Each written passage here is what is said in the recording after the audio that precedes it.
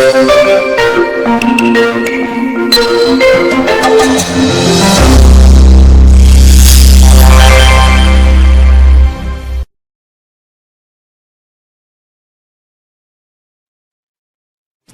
to enjoy every day. Kung meron po sa inyo kanina, nung tinanong ko na honestly ang sagot nyo, hindi ako nag-enjoy ngayong araw na to, nawa everyday na darating pa, ma-enjoy na natin. How can we enjoy every day? Do not measure today with yesterday. Isa yan sa mga pahirap ng tao para hindi siya magkaroon ng magandang araw, kino-compare niya sa mga nakaraan. Do not measure today with yesterday. Do not set your previous experiences as standards. No 2 days are alike. Para pong yung mga Israelites, minimithi nila na makalaya mula sa Ehipto dahil sila yung mga alipin doon. At nung pinalaya ng Panginoong Diyos at patungo sa Promised Land, nagreklamo na ng nagreklamo dahil kinumpare nila yung kinakain nila sa disyerto sa kinakain nila dati sa Egypt. Numbers 11:18, if only we had meat to eat, we were better off in Egypt. Dahil ang lagi nilang ginagawa, kino-compare nila yung kinakain nila ngayon sa kinakain nila dati, yung karanasan nila ngayon sa kinakain at karanasan nila noon, hindi na nila nakita na bulag na sila sa mga pagpapala na nandito naman ngayon pero wala noon. At madalas po ganyan ang tao. Pag gusto niya magdrama, maawa sa sarili, magreklamo at palungkotin ang sarili, ang hinahanap yung magaganda nung nakaraan, ayaw tingnan yung maganda ngayon, at laging akala mo, the good old days, those were the days. Parang akala mo laging maganda yung nakaraan. So be open for new things. Be open for new angles, be open for new ways of life and looking at things. Sapagkat ang mga bagong alak daw, inilalagay sa bagong lalagyan. So ang mga bagong kasiyahan, dapat may ibang packaging. Ang ibang mga bagong bagay, hindi darating sa mga lumang anyo. Kahit sa espiritu, bago ang espiritu mo, bago dapat ang templo ng espiritu, pati ang puso. Luke 5:37. And no one pours new wine into old wineskins. If he does, the new wine will burst the skins, and the wine will run out, and the wineskins will be ruined. No, new wine must be poured into new wineskins. And if you might stretch the application of this reality in our daily life, new experiences must be perceived from new perspectives. New beautiful things must be seen through new frames. Hindi dapat lagi tayong alipin ng nakaraan. Hindi dapat lagi yung kino-compare, buti pa nung daddy, ganitong ugali mo, ngayon ganito ka na. Buti pa nung maliit ka pa yung anak ko, lagi niya akong niyayakap, ngayon malaki na siya, hindi na niya ako niyayakap. Pero nalimutan mo, hindi mo na rin siya pinapaliguan, hindi mo na siya inaalagaan ng sobra. Parang lagi na lang kinokonsentrate natin yung nawala na gusto natin, hindi natin tinitingnan yung dumating na bago na dating wala doon sa gusto natin. Another way to enjoy every day is do not attempt at repeats. Yung naghahanap ng repeat, kadalasan yan nabibigo. Yung mga anniversary, this is an attempt at repeat. Gusto mo yung nangyari last anniversary, mangyari uli ngayon. Yung nangyari nung huling pista, mangyari rin sa pistang ito. Yung nangyari nung huling birthday mo, mangyari rin sa birthday na ito. Nakakahon ang isip ng tao. Hindi niya tuloy nakikita yung mga bago na dapat niyang ikatuwa. Lamentations 3:23, they are new every morning. Great is your faithfulness. So, ang pinag-uusapan yung faithfulness ng Diyos. Maliban na lang na hindi totoo ang Biblia, therefore the faithfulness of God is new every morning. And because it is new, it must be welcomed. It must be received with celebration. Each new experience is new. Walang repeat. Napakahirap po sa lahat ng gusto nyo repeat. Halimbawa, nanalo tayo sa dance contest last year, kailangan manalo rin tayo ngayon. Repeat. Yung basketball team natin, nanalo nung isang liga, dapat manalo rin ngayon. Repeat. Ganito ang itsura mo nung last party, so ginagaya mo na, lagi repeat. Meron nga po ako isang babaeng nabati noon sa church. Ang tagal-tagal na. Yung buhok niya parang napakalakas yata ng hangin na nagpunta lang sa isang tabi. One-sided yata ang tawag doon. Sabi ko, sister, ang ganda ng buhok mo. Alam niyo po, 6 na buwan, hindi niya pinalitan, nakaganon lagi yung buhok niya. So, pero hindi ko na pwedeng ulitin yung puri ko, no? Na araw-araw, ang ganda ng buhok mo, nakikita ko, dahil hindi na bago. When people try to always be what was, you actually ruin your chances at being happier. Kaya sabi ng Panginoon sa Luke 5:36, He told them this parable, no one tears a patch with a new garment and sews it on an old one. If he does, he will have torn the new garment, and the patch for the new one will not match the old. Siyempre, mayroong ibang original spiritual context yan. Yung spirituality talagang pinag-uusapan, pero ang sinasabi lang ng Panginoon, hindi magka-match yung dati at yung ngayon. Huwag niyong piliting pag-matchin yan. Ang tao nagbabago. Yung pinakasalan nyo 10 years ago, ibang tao na yun ngayon. Alam nga naman na ang dami na niyang naranasang ginawa't init, gutom at pagkabusog, natutunan, ang dami na niyang kabiguan at mga tagumpay. The same pa rin siya as 10 years ago. That's impossible. Alam niyo, ang mga tao who fall out of love, yung mga tao na hindi nakaka-cope sa nagiging ugali, nangyayari sa kanyang asawa, yun na naghihiwalay eh. Kasi, mabuti pa nung nililigawan mo ako, no? Lagi kang may dalang bulaklak, no? Sasabihin naman siguro nung asawa mo, hindi lang masabi sa'yo, wala ka pa kasing varicose veins nun. Ang hinahanap mo lang yung dati ako, ikaw yung dati ka, nasa na? Diba? Laging nung araw, no? Itsura mo nga ngayon, tsaka nung araw, compare mo, so, nagbago ka rin. Nagbabago ang lahat. Yung hindi tumatanggap ng mga pagbabago, yun ang hindi nagkakatagalan. Ipinapako mo siya sa ganon. Ipinapako mo sa ganon. So, bago-bago yan. A new attitude, a new heart, a new vision will definitely see new blessings. Pag bawat araw dumating, wala kayong nakitang blessing, kasalanan nyo yon. Di nyo tiningnan. Kasi ang sabi, they are new every morning. Meron. You want to have an enjoyable day, always look for the good. You will succeed looking for the good. But let me tell you, if you look for the bad, you will also succeed. Because in everybody, there's the good and the bad. In every situation, there's the good and the bad. There's always the pro and the con. There's always the advantage and the disadvantage. It depends on where you look. So do not always look for the bad. Do not always look for something or someone to complain about.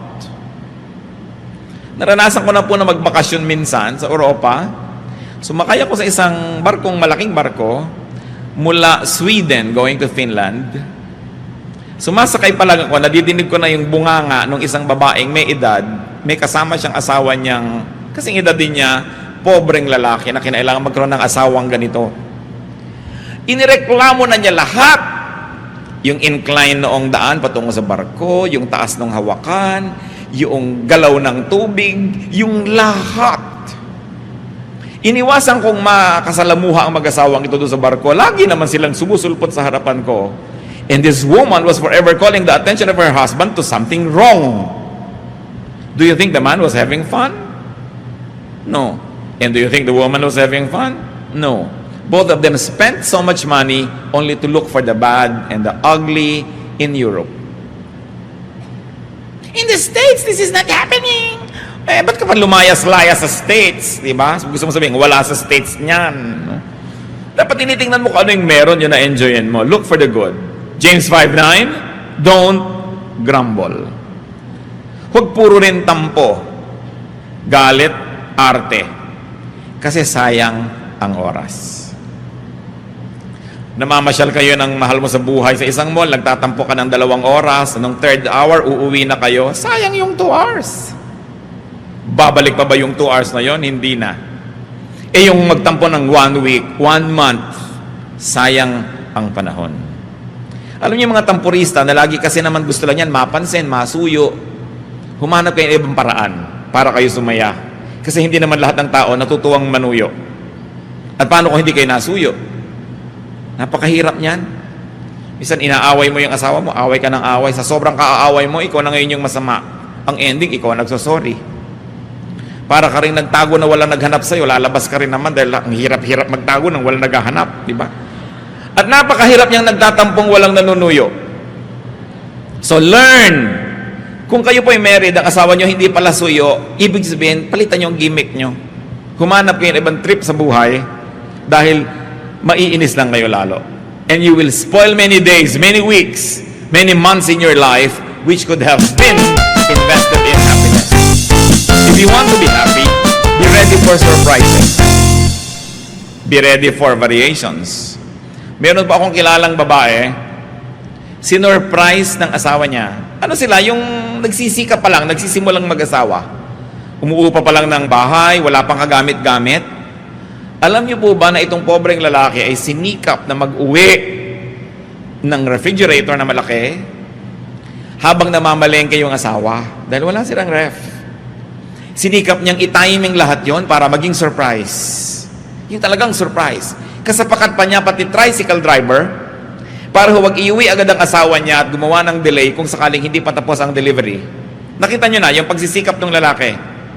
Pagdating ng bahay, tadan!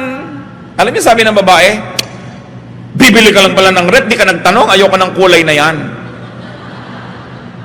Kung kayo yung lalaki, ano gagawin niyo?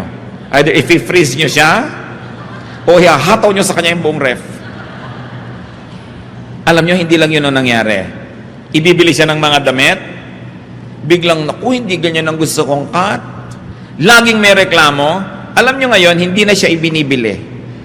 In fact, hindi na siya inuuwi. Totoo yun. Nagsawa na. Mano ba namang masurpresa ka? Hindi kasi yun ang iyong inaasahan. You know, do not spoil something unexpected. Hindi yun ang inaasahan mo, hindi na yun ang dapat mong ipagbunyi. Meron pa pong isang tao nagregalo ng isang gadget sa isang kaibigan. Ine-expect niya talagang surprise, matutuwa. Ang nabasa sa mukha nung binuksan ng regalo, disappointment. Kasi iba ang ine-expect niya. Huwag kayong expect ng expect. But expect to be surprised. Then you'll be happier. Pag lagi ang inaasahan nyo, may script ang buhay, may specification ang darating na regalo, may script ang sasabihin ng mahal nyo sa buhay, mabibigo kayo lagi. Kung minsan may nag-aaway, hindi naman balak talaga mag-aaway. May sinasabi ka lang para mapasabi mo lang siya ng gusto mong marinig. Hindi yun ang narinig mo. Nagalit ka na ng totoo, nag-away-away na kayo. Don't always box in yourself. And don't put everything in a box. Be ready to be surprised. Habang nag-uusap po tayong ganito mga kapatid, isip-isipin nyo na mga sarili nyo, gaano karaming beses na ang nagmamahal sa inyo, nalanta, nawala ng gana, nabigo, dahil hindi nyo in-appreciate yung surprise niya. We should be willing to be surprised. The weather is not the same every day. We should be willing to accept variants. Mga iba, pagkakaiba-iba ng mga bagay, configurations are never the same. Sabi nga sa 1 Corinthians 15, 39 to 41, all flesh is not the same. Men have one kind of flesh, animals another, birds another, and fish another. There are also heavenly bodies, and there are earthly bodies, but the splendor of the heavenly bodies is one kind, and the splendor of the earthly bodies is another. The sun is one kind of splendor, the moon another, and the stars another. And stars differ from stars in splendor. So yung mga tao, hindi kino-compare yan. Huwag mong hahanapin kay Juan, ang na kay Pedro, but enjoy ko ano yung na kay Juan, enjoy ko ano yung na kay Pedro. Hindi yung lagi mong pinagko-compare. Ganon din po ang mga araw. Each day is new.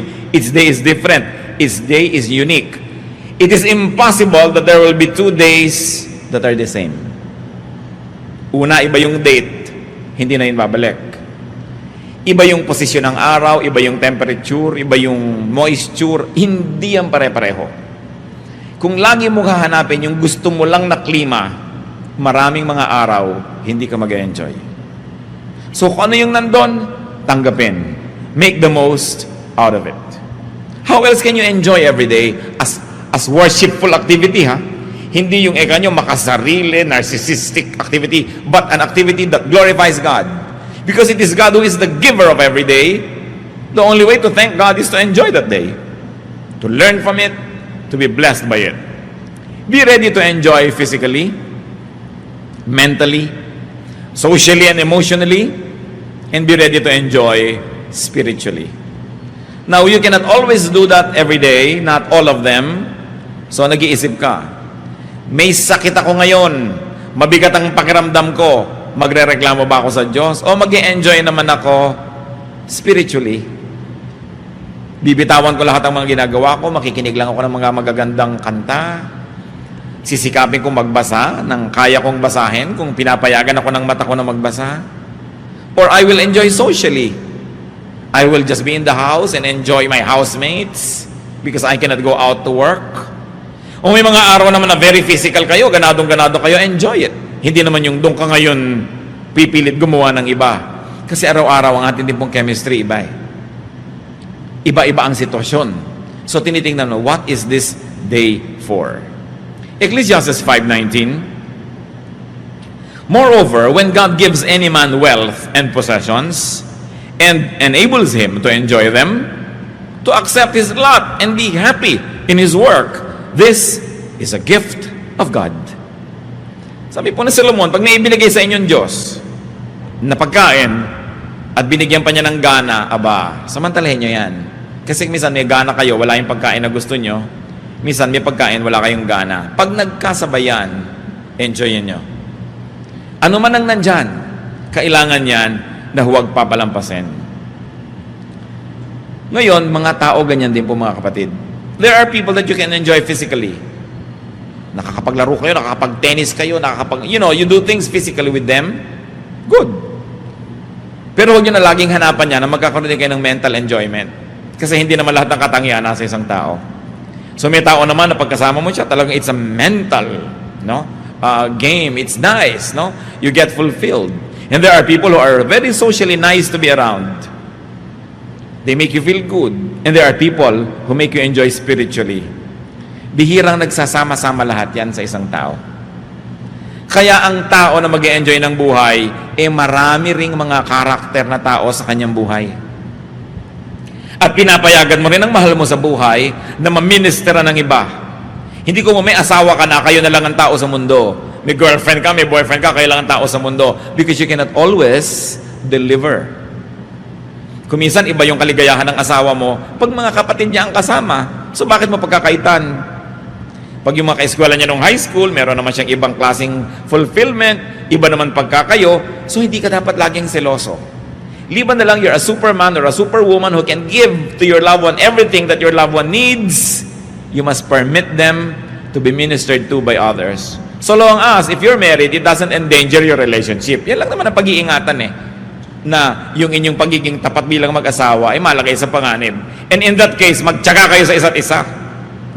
Dahil mag-asawa kayo Pero, why don't you grow? Halimbawa, yung asawa mo, ang hilig-hilig manood ng basketball, 20 taon na kayong mag-asawa, hindi ka makaupo sa isang buong game at pag-aralan yon. Sasabihin pa ng babae, ano ba yan, agawan na agawan sa bola? Bakit hindi nalang bigyan ng tigisang bola ang dalawang team? Para matahimik sila. At di walang laro. Pag-aaralan mo ngayon to be the enjoyable partner, lalo kung may asawa ka. Duty mo yun, kapatid. Hindi mo sasabihin, ganito na ako lang, napangasawa mo ko, sa pasensya ka. Alam nga namang mag-stick na lang siya sa'yo dahil wala siyang choice. Kulang naman yung enjoyment ng marriage nyo. So you also begin to change your ways. You also do not set yourself in stone, or you do not set yourself in wet cement and quick dry cement, kasi kailangan nagbabago ka rin. Kasi pag nag-e-enjoy ang asawa mo, nag-e-enjoy ka rin. Pero pag siya hindi nag-e-enjoy, madadamay ka rin dyan. Kahit ano pang sabihin mo. So meron tayong pananagutan sa isa't isa. Alam niyo kaya kung minsan tayo hindi dapat nakikipag-away. Halimbawa, hindi mo kailangan ng isang tao. Mabubuhay ka nang wala siya. Pero naisip ba natin na paano naman siya, kailangan naman niya ako? It's a ministry. Kaya lalo't kung may asawa kayong matalino, sa tingin nyo matalino, maghabol kayo kahit paano. Mag-aral-aral kayo, magbasa-basa. Alamin nyo yung mga interest niya para nakakapag-tennis naman ang utak nyo. Hindi magsaserve siya ng bola, hindi mo na maibalik. Magsaserve siya ng bola, hindi mo na maibalik. Kahit sa tennis, 3 balik, wala na. Game finished. Love set. Wala na. Game over. At may taong ganun, kahit anong sikap mo makipag-usap, hindi maibalik ang usapan. 3 lang ang alam niyang topic sa mundo. Yung medication niya, yung mga karamdaman niya, at yung reklamo niya sa kapitbahay. Every day, yun ang topic nyo. Sa palagay nyo, hindi kayo pagsasawaan. Kaya kailangan ng utak pinalalago. A very attractive person is a person that can always engage you mentally. No? Yung ang ganda-gandang kausap, nakakapagpayaman ng isip, nakakalibang, napag-aaralan yan kung hindi likas. Sapagkat tayo mga taong nilikas sa image ng Diyos, marami tayong kayang gawin. Ecclesiastes 11:8. However many years a man may live, let him enjoy them all. But let him remember the days of darkness, for they will be many. Everything to come is meaningless. So don't put your life on hold just because you are saving, just because you are studying, just because you're preparing for some future glory or accomplishment. Do not put your today on hold. You must also learn how to live to the fullest. Although you are anticipating greater joys or greater fruitfulness in the future, but no day, no week, no month must be ignored, because it's a gift and it will never return. Be willing and be able to enjoy. Napaka-importante po ang ganitong mga katotohanan. Ang simple-simple, bakit natin pinag-uusapan? Kasi yung maraming simple ang nalilimutan ng tao. Ang mga Kristiyano, alam na alam yung mga doktrina. Anong uri ng mga bautismo? Kailan ba darating si Jesus? At kung ano-ano pa. Pero yung mga pang-araw-araw na buhay, nalilimutan. If you want to enjoy your everyday, you must learn to forgive the unintentional spoiler. Kung kayo nagda-drive, may paparka na kayo, biglang may nauna, huwag kayong magalit sa kanya. Gusto niya ring pang-park. No? Minsan nag-aabang ka ng bus, naunahan ka nung iba, huwag kayong magalit. Pare-pareho lang kayong gustong umuwi. No? Yung mga nagda-drive na nauunahan, naiiwan ka, pare-pareho lang kayong nagmamadali para makauwi na o makarating sa pupuntahan. Lagi na meron kang nakakaagaw, pero hindi ka niya kilala.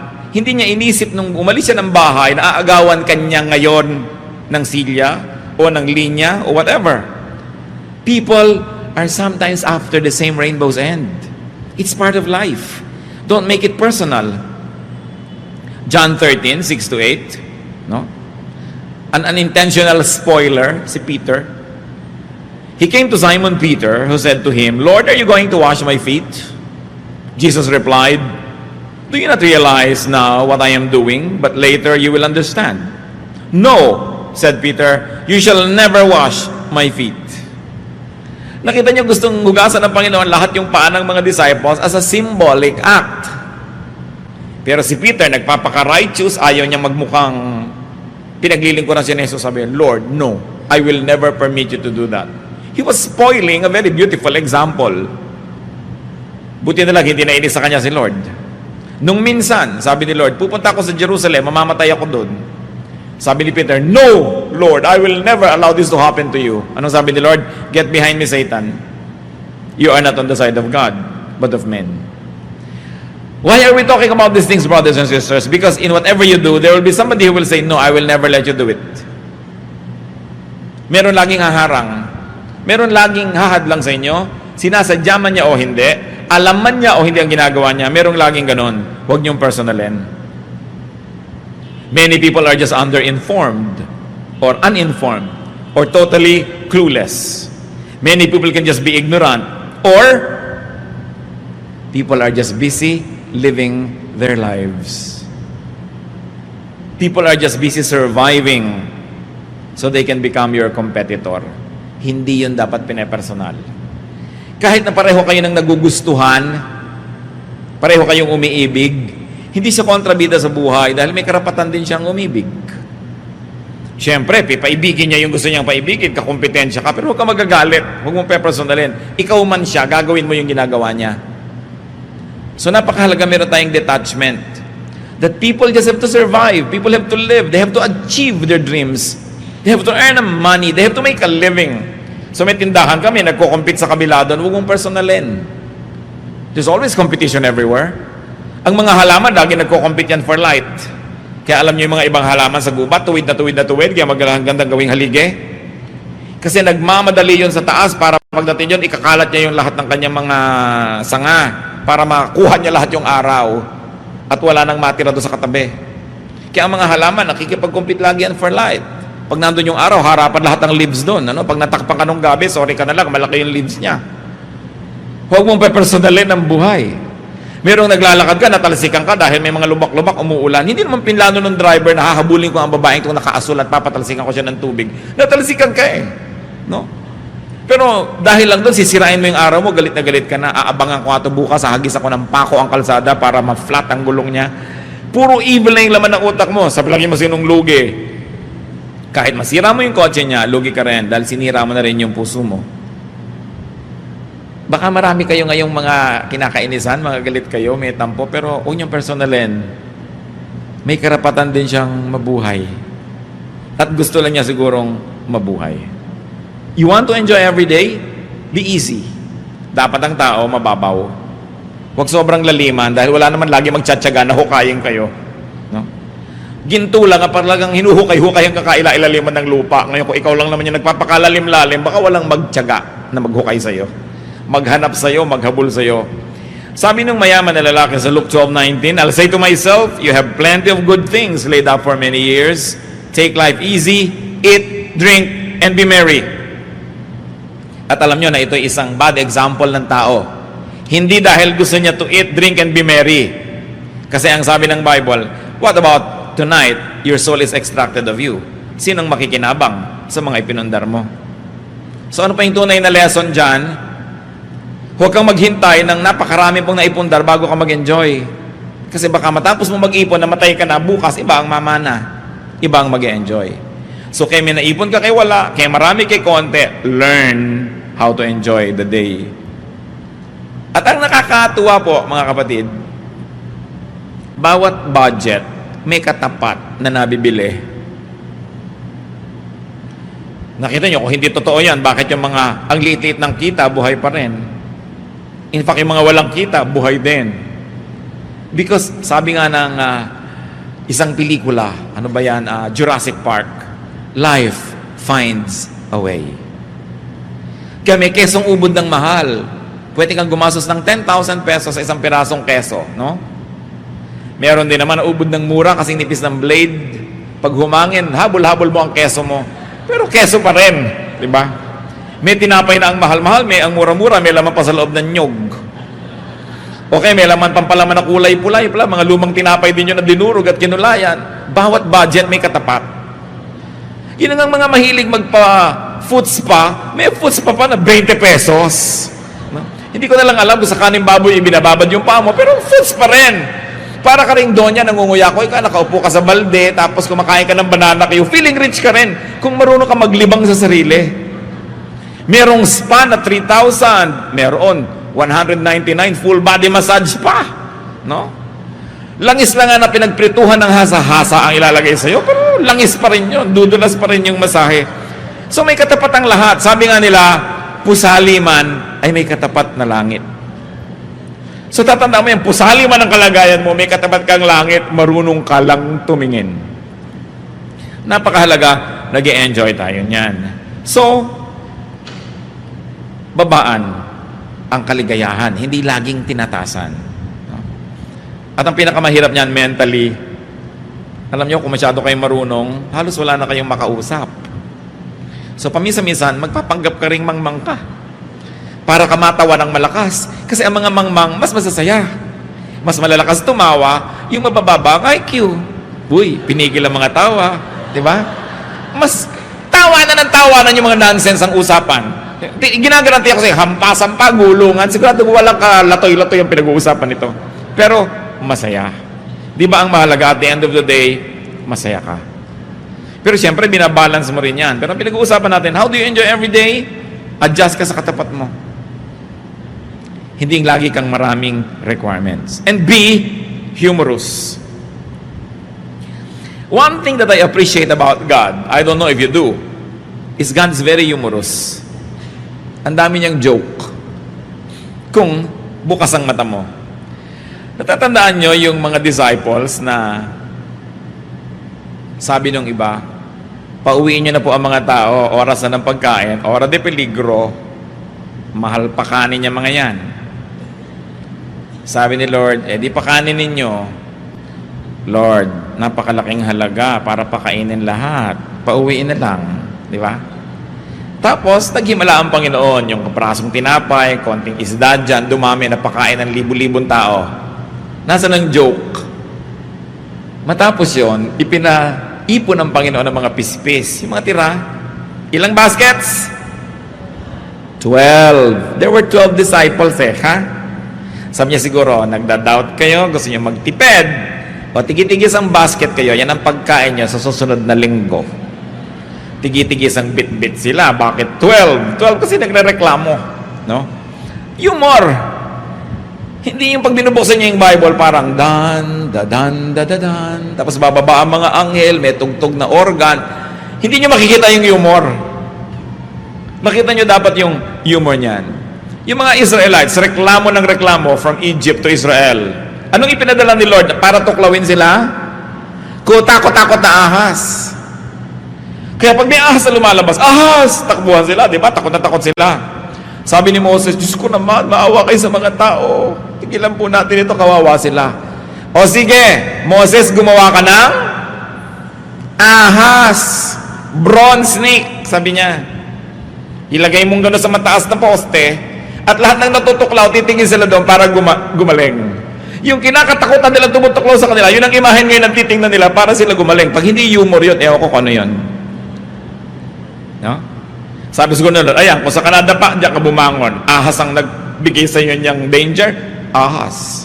Form of a snake. Kaya ang logo po ng medicine, yung ahas di ba? Na nakakapit dun sa poste. Yun. Kasi nagpapagaling daw yung ahas. Subukan nyo. No? Kaya napaka-humorous Pero yung ahas, kinakatakutan ng tao. Yun pa yung image ng pagpapagaling. Pag hindi nyo tinignan ng gano'n ng Biblia, hindi kayo mag-enjoy. No? Ang daming ginagawa ng Panginoon na talagang kamangha-mangha. Itinaboy sila doon sa gilid ng dagat, nasukulungan sila ng kaaway, dagat na lang nandun, malay ba nilang bubuka pala yun? No? Humor. God is so humorous, so God's people should be humorous. Psalm 126, 2-3. Our mouths were filled with laughter, our tongues with our songs of joy. Then it was said among the nations, the Lord has done great things for them. The Lord has done great things for us. We are filled with joy. Are you filled with joy? Alam niyo po, isang nakakatuwa na mangyari, at salamat na lang sa Pilipinas, maraming ganitong eksena, yung mga third world drama. Subukan niyo sa mga siksikan na eskinita, sa mga palengke. Kung ang makikita niyo lang, yung baha, yung baho, yung sikip, hindi kayo mag-e-enjoy. No? Pero tingnan niyo yung mga nakakatawa, ang dami-dami. Ang dami-daming nakakatawa. Yung mga tao na ang ginagawa nilang mga kapote nila, yung mga plastic, nakakatawa di ba? Ang galing naman ng mga Pilipino na mamaya pag wala nang balutan ng kanilang mga tinda, yun na ang paglalagyan. Nakakatawa yung natutulog, nakahigang ganyan sa isang tumpok na saging na saba. Kung hindi kayo natatawa doon, ewan ko na sa inyo. Yung ang saya-saya, tas yung ang hirap-hirap niya, nagtitinda lang konting mga tumpok-tumpok ng kalamansi, nagpapamanicure. May manicurist mo, manicure. Ma'am, ano pa po ba? Di ba? Ma'am pa siya. Yung kakatawa. Ang daming ganon. Yung mga nag-aaway ko minsan na mag-asawa, pakinggan mo kung anong pinag-aawayan, matatawa ka. But you've got to have ears that are humorous. Kasi otherwise, maiinis ka. Yung pag matraffic, sira-sira ang kalsada, ang dami nagtitinda. Lahat na ng paninda nandyan na sa highway, no? Makikita mo na lahat, yung may mga helicopter na mga lumilipad, mga boomerang, lahat na tuwalya gusto nyo. Ayoko ng tawas. Tawas, meron ako. Hindi, gusto ko butong ako. May butong pakuan ako. Kung saan kinukuha ng tao yung paninda niya. Pag hindi pa kayo naaliw dyan, may problema kayo. No? Pati yung mga magkakapit bahay, kung minsan mayayamot ka dahil ang lakas-lakas ng tugtog. Pero actually, kung titingnan mo rin, sakyan mo lang, mag-e-enjoy ka rin kasi wala kang gasto sa kuryente, may musika ka. So, tingnan nyo yan. Be humorous. In fact, humor every day. Humor every situation. Pag hindi nangyari yung gusto nyo mangyari, hanapin nyo kung anong nakakatawa. Nakapila kayo ang haba-haba, naranasan ko na to noon. Well, I have friends who are very, very helpful. Kung ano man ang kailangan ko sa gobyerno, passport, anything, NBI clearance, i-deliver sa akin yon. Pero kung minsan ginagawa ko yon talaga, pumipila ko doon kasi gusto ko maranasan ng nararanasan ng lahat ng tao. Nakapila kami sa NBI na ganyan, ang tagal-tagal ng pila. Ang init-init, sari-sari. Alam nyo, mamaya, meron doon sa pila isang babae at isang lalaki. Nagdadrama na sila, kunwari ligawan. At binubuyo-buyo naman ng mga tao, nagkakantsaw-kantsawan sila, may nagpari-parian, ikinakasal sila doon sa pila. Hindi ko lang alam kung itinuloy nila pagkatapos. Pero nakaka-invento lagi ang Pilipino ng kasiyahan, kahit ano pa ang kalagayan. Nakita nyo, nagkuku, may mga nagtitinda ng lobo, di ba? May mga kumakanta, only in this country. So when you say only in the Philippines, say it positively. Kasi we know how to celebrate life. Kahit konti-konti ng pera, kahit hirap na hirap, nakakagawa ng paraan para sumaya ang tao. At yan ang mahalaga natin, lagi ma-appreciate. And as I have said kanina, you want to be happy? Don't get too personal. Huwag niyo sabihin, pinagkakaisahan ako ng buong mundo. You and me against the world. Hindi kayo ganun kaimportante para pagkakasayahan ng buong mundo, naguluhin kayo. Yung ang buong mundo, nagkaisa, nagsapakat para pahirapan kayo, hindi kayo ganun kahalaga para pansinin kayo ng buong mundo. So don't exaggerate. Huwag yung idrama na ang buong mundo, kinakawawa ako, pati ang Diyos, tinalikuran ako. You know, nakakapagod tumalikod kahit hindi ka tatalikuran ng Diyos. Sabihin, kinalimutan ako ng Diyos. Paano yun? Paano niya gagawin yun? Alam niya ang lahat. Ang hirap-hirap namang makalimutan ka niya. Sobrang effort ng Diyos para ka makalimutan. Dahil ang natural, maalala ka niya. So, yung sasabihin, nakakalimutan ako ng Diyos. Pinagtatakloban ako ng langit at lupa. At sa lagay, idadamay ang lahat para ka lang maipit. Pagtatakloban ka ng langit at lupa. Yung ganyan mga madramang salita, nakaka-influensya ng attitude natin. Huwag niyong personalin, no? Dahil talagang panapanahon lang ang buhay at totoo yung swerte-swerte lang yan. Huwag kayong laging nagagalit sa nangyayari sa inyo na parang ipinlano ng lahat ng langit na ganun yun. Ecclesiastes 9:11, I have seen something else under the sun. The race is not to the swift or the battle to the strong, nor does food come to the wise or wealth to the brilliant or favor to the learned, but time and chance happen to them all. Maraming Christian allergic nyo sa salitang swerte, no? Alam nyo ang bagong magandang balita, Tagalog version. Alam nyo pananagalog diyang, but time and chance happen to them all? Sabi, talaga lang may dinarat na ng malas. Kung gusto nyo makita sa Biblia, nandun. Dahil yan talagang yan. At yung paniniwala ko minsan, ay sinuwerte lang, minalas. Napakalaking ibinibigay sa Pilipino na comfort. Kasi hindi mo laging iniisip na talaga tinalikuran ka ng Diyos, talagang ganito na lang. Kundi, nataon lang eh. Nagkataon, huwag mong personalin. Naglalakad ka, may nahulog na skylab sa ulo mo. Diba? Hindi naman laging nahuhulog yan. Try again tomorrow. Alam nga namang tatamaan ka na naman yan. Sobra na yun. Susunod, ay, nagkataon lang kasi naman naglalakad-lakad ako kung bakit sa akin pa nahulog yung building. Nandun ka kasi sa lugar na yun, nangyari. So, huwag mong indahin at huwag kang magalit sa buhay. It happens. So, sabi na Ecclesiastes 9:11, time and chance happen to them all. Sabi niya, hindi ko mabilis na nanalo sa karera. Hindi ko mamalakas mananalo sa digmaan. Hindi ko mamatalino magkakapera. Swerte lang talaga yan. So, huwag mong masyadong personalin. Lagi mo na lang subukan muli. Always do your best at huwag kang madali. We can go on and on, mga kapatid. Pero bakit yung sinashare sa inyo ganito mga bagay? Dahil ang buhay, maraming problema, maraming bigat, maraming pagluluksa, mga talaming sakit, hinamamatay. Doon na lang kayo talaga malungkot sa mga patikalungkot. Pero yung mga pwede namang balik ka rin yun, pasayahin niya. I-reserve nyo na lang yung luha nyo sa talagang dapat iluha. At sinabi sa Biblia, marami naman yung araw na yun. Hindi kayo mauubusan sa isang lifetime. So please, huwag nyo nang palungkotin ang hindi naman talaga malungkot. Mag-a-outing kayo, nainis lang kayo nung umaga dahil nakalimutan yung karne at yung uling lang ang dala sa barbecue. Hindi kainin nyo ang uling. O mag-charcoal painting kayo. O mag-fasting kayo. Pero huwag yung sabihin, sira na ang araw ko, sinisira nyo dahil lang sa kapraso. Ina-exaggerate nyo. No? When there are rats in the ship, you kill the rats. Don't sink the ship. Kung sa relasyon nyo sa inyong asawa, mayroong mga konting problema, huwag nyo palakihin para lang magka-excuse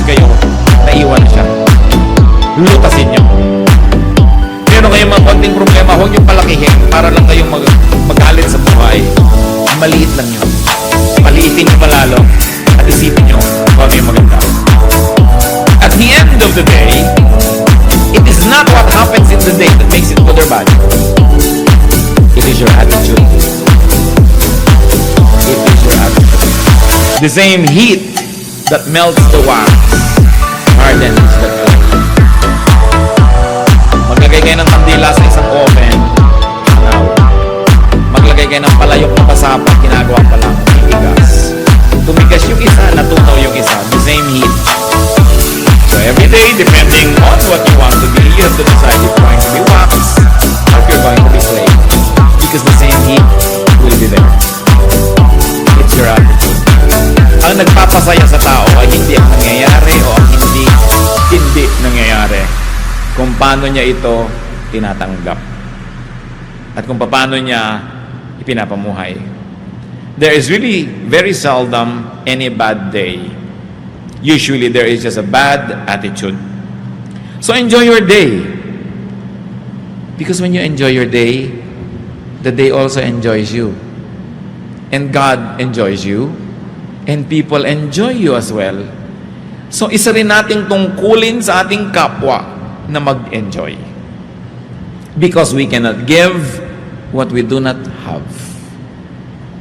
When you make yourself happy, in fact, even if you have to exert an effort, you're actually preparing to minister to others so that you can make them happy too.